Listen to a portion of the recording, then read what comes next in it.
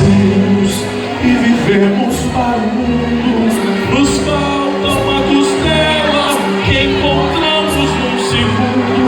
Às vezes muito perto, desejamos encontrá-la.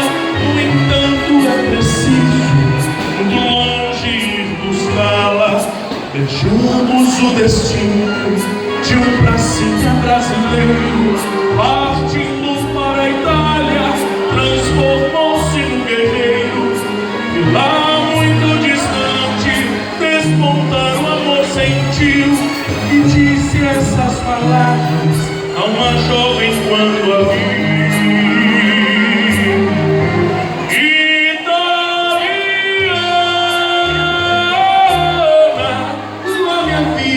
Te sei. E outro povo e outro também partiremos do insieme glaciar no vosso rio.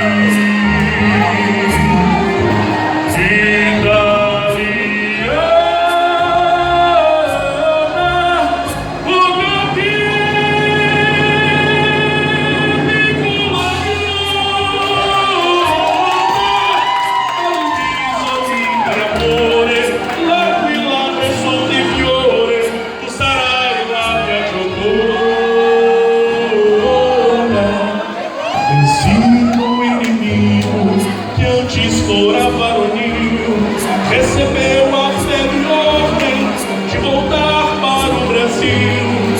Dizia a mesma ordem: quem casou não poderá levar consigo a esposa ficará.